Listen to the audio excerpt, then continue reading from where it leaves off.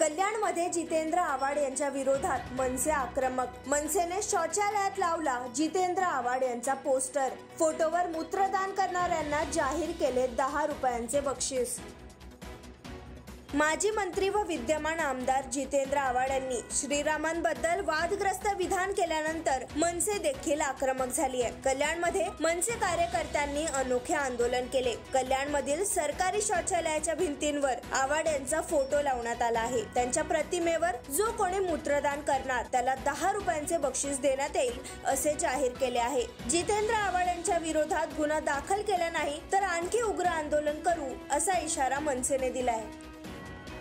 राष्ट्रवादीचे आमदार जितेंद्र आव्हाड यांनी हिंदुस्थानाचे आराध्य दैवत प्रभू श्रीरामांवर जी गरळ उकळली आहे याचा निषेध म्हणून मनसेच्या माध्यमातून आम्ही कल्याण पूर्वेतील शासकीय शौचालयात प्रत्येक जागी अशी बॅनर पोस्टर लावलेले आहेत। यांच्या पोस्टरवर जो काही मूत्रविसर्जन करेल त्याला 10 रुपयाचं बक्षीस आम्ही देणार आहोत। यांची लायकी काय आहे ती यांना दाखवून देऊ।